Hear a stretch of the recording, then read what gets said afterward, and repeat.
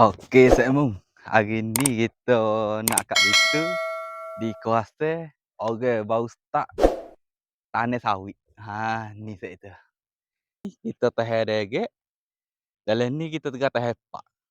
Ni ada sebab je baru kali lajuk tak. Kita mugo je baru kali lajuk, kita akan cuba tahan lek ni banyak, lek ni kita tahan sikit.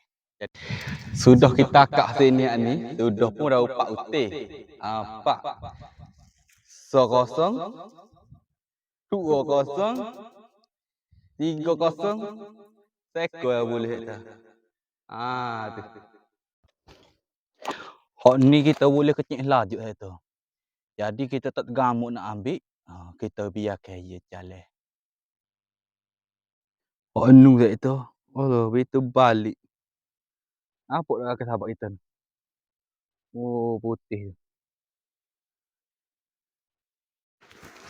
Jadi kita tengah cuba akak pasal nampak betul balik ni.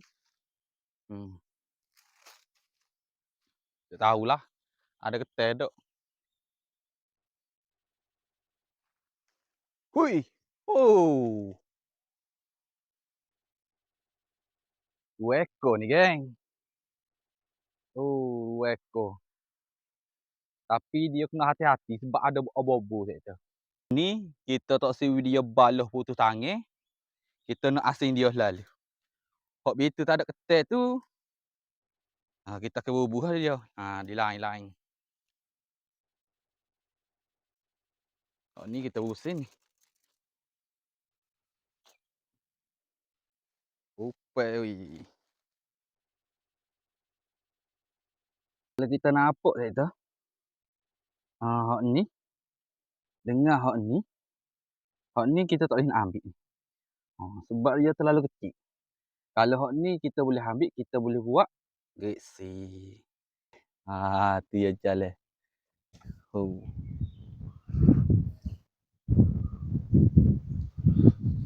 Cuk, yang nusuk. Nak tahu buih dia tu gitu je tu. Sebab kita nampak tak? Dalam air.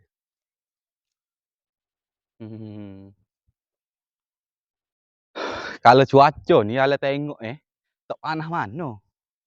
Tapi perlu habis. Dia mendung. Tapi tangi tu tak ada. Jeng. Tapi tak apalah. Kita semangat. Ketel ada. Tu. Ketel. Baby saya tu. Nak pergi mana tu? Ui. Ui. Saya berani. Ajar lagi kat karton. Itu kita.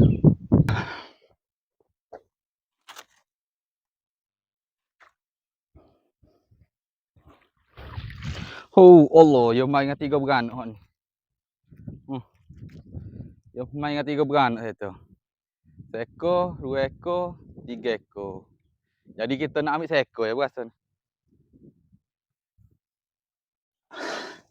Jadi kita siap dah akak itu ni. Minta maaf dah. Hak mana we tak tunjuk berabi, hak mana we tunjuk. Hak we tak tunjuk kerana game set tu. Betul ni semua.